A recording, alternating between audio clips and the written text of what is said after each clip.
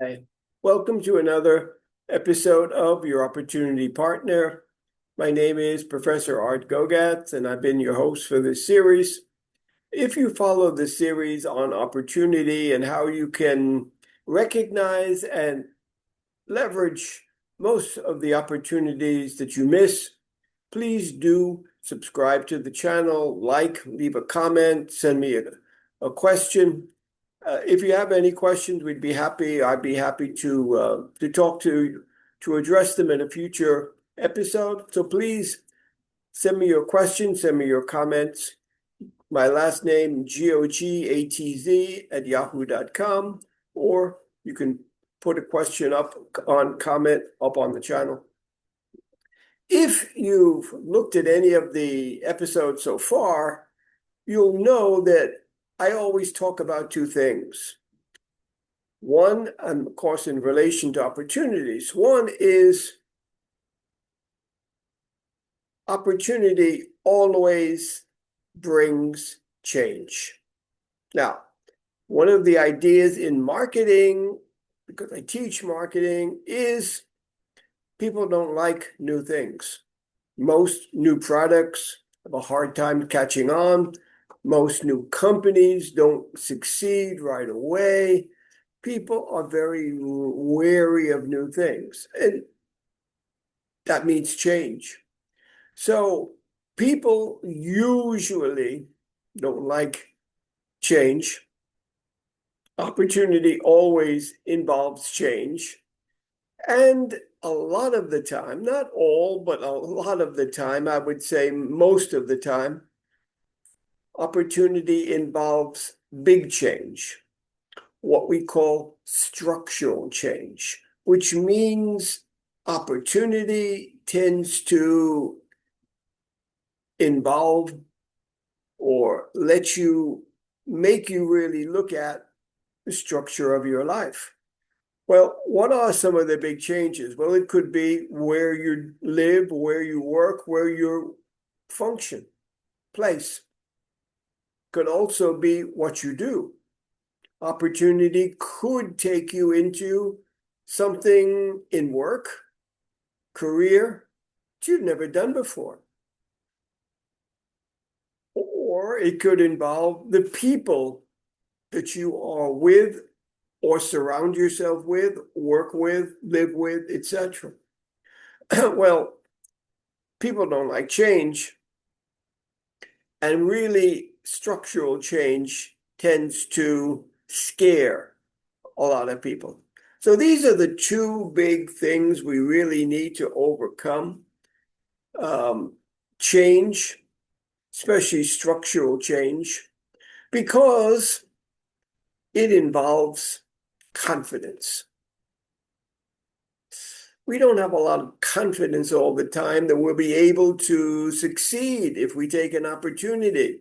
A lot of times people say, oh, well, I got a job offer in another country. Yeah, but I got to give up everything I have here, go and do the move. Sometimes if you have the family, you have to take the children. They may not adjust. They may not like the schools. What happens if I get there and it doesn't work out and they're not happy? Have to come back. It's a disaster. It's failure. Okay, you're opening up a lot of different problems or perceived problems here. People just don't think, well, if I take this opportunity, will I be able to do it? Other thing that I've talked about in prior episodes is, and it's the second part of this, first part of it is opportunity always involves change. We don't like change. We're afraid of it. We don't have enough confidence. The second thing is, and I've said in prior episodes, go wake up your luck. Go wake up your opportunity. Why? Opportunity doesn't just fall out of the sky. It doesn't just manifest out of nowhere. It comes from something. It comes from our past efforts. It's a result of what we've done up till a certain point. the networks we have, the people in our lives. I've also told you, all your opportunities come from people. Therefore, have as many people in your life as possible. Meet a lot of people, talk to a lot of people, work with a lot of people. You'll get more opportunities. Talk to people about your problems. Talk to people about what you want. Talk to people about everything. We don't do that. So what is a lot of the message been so far? Everyone wants opportunities. Options are wonderful. No options mean no choice. No choice means not really great. You control more of your destiny than you think. You control more of your opportunities than you think. You've got to work at it. You've got to put yourself in the position where opportunities are available to you. You have to be receptive to change. So, big one. Don't say no. Good statement says if somebody offers you a great opportunity, immediately say yes, and then figure out how you're going to do it. Most of the people, their first reaction is no. Do you want to? No. Do you? No. That's what we do too often. People don't even offer you opportunities because they think, oh, they won't take it. Okay. So the first thing is be receptive to your opportunities. Second big one is have the confidence to think you can do it. In my life, I've done a lot of different things. I studied one thing, worked sort of in something else, worked internationally, when I got into education, I was, my wife and I were living in France. And I didn't really think that, oh, well, I'd like to be a teacher. I'd like to be a professor. I was never opposed to it, but it was not something that I looked at as a goal. And at the time, I was looking for more work. I was working part-time teaching, but mainly coaching with a few different students, mainly in language. Because as I lived in France, I had before worked in New York in advertising marketing. But of course, when my wife and I moved to France, we didn't really speak French. It took us a while to learn, took me a while to learn. And because I didn't speak French, it was very difficult to work in marketing or advertising. So I was doing some part-time coaching of some students in language because this was a market for English as a language in France. And we had a I wouldn't call her a colleague, but somebody we knew who was teaching at the Chamber of Commerce in the city where we were.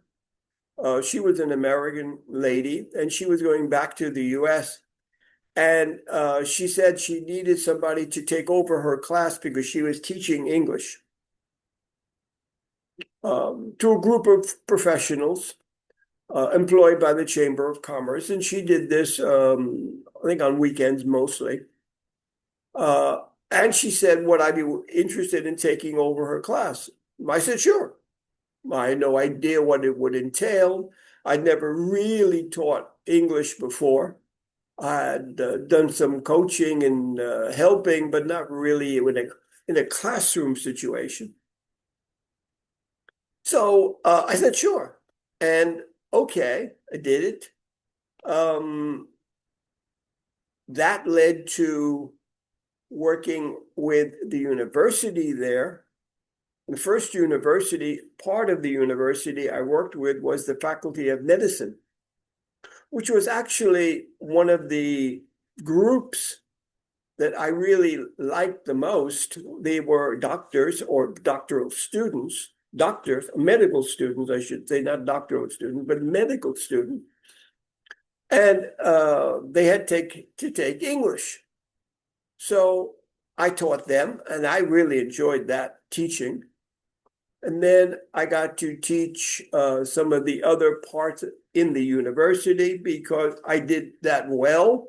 And so they offered me, I could teach in the science faculty, and then in the engineering faculties, then in pharmacy, then in the sports area of the university. So I taught in many different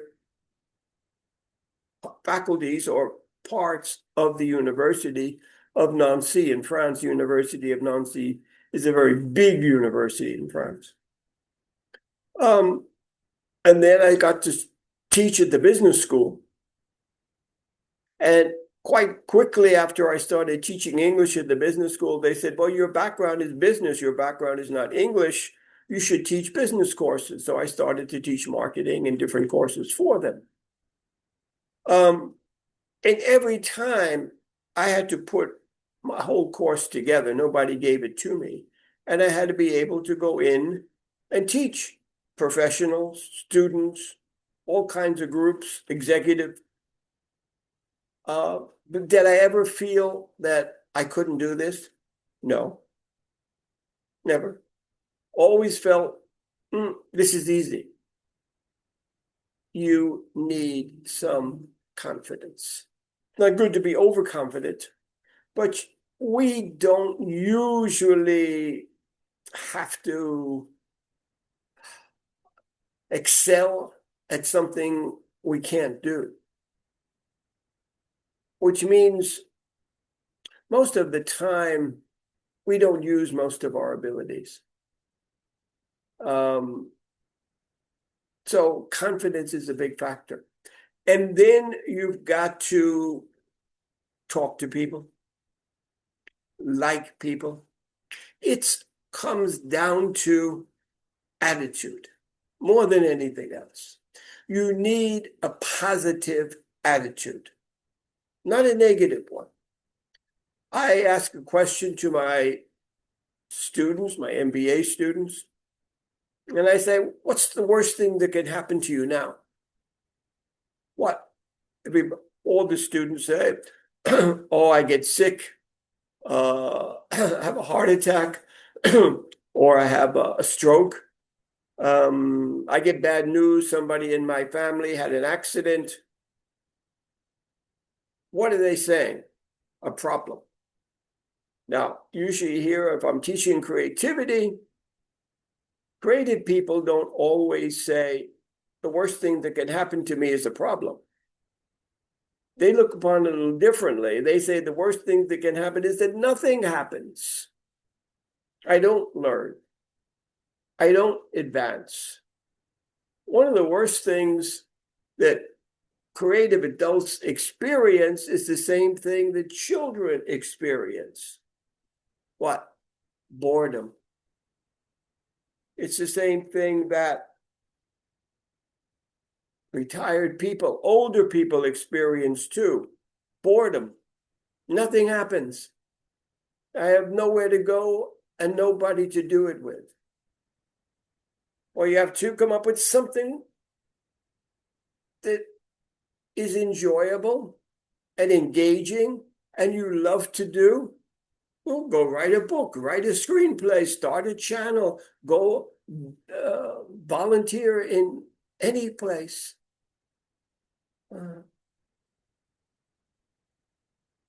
This is involved in opportunity. One, don't worry about the change. Look forward to the change. Believe you can do what you need to do. The opportunity involves sometimes a structural change means, oh, I've never done that before. I taught in Vietnam some years ago. The directors of the program came to me one day. We want you to teach comparative religion. I said, I know nothing about religion. She said, the students love you. We needed somebody to do it. You can do it. Do it. So I did it. Was it fine? Of course. Did I learn a lot? Yeah. Was it better than teaching the same thing I taught before? Yeah. Why? Because I learned. Most of the time when we work, we don't learn. We don't have to do something new. We're not challenged. It's same. We look for same. If you want opportunity, it's something new. It's a new door. It's a new day. Want it. Believe you can do it. Don't let it destabilize you. Don't let it scare you. Don't let it put you off. Be okay with the challenge. This is what we've talked about before. And this is what is really involved in opportunity. It's not, oh, wake up one day and yes, you get this great opportunity. It does happen. I've gotten, wake up in the morning, looked at my email. Oh, I got an opportunity to do something. But that opportunity comes from all of the preparation, all of the contacts, all of the work that you've done before. In decision making, they talk about decision streams, which means every decision you make is the product of all the decisions you've made up till now and permits or stops future decisions.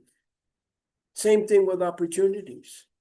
All your opportunities are the result of what you've done up till now and open doors to future opportunities. If you say no, it'll always be no.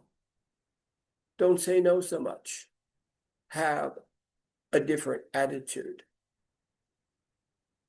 Thank you for today. I appreciate this one. And the next one, I'll talk to you about how you get a positive attitude, how you keep it, what's involved in it. Thank you very much. See you next time. Bye-bye for now.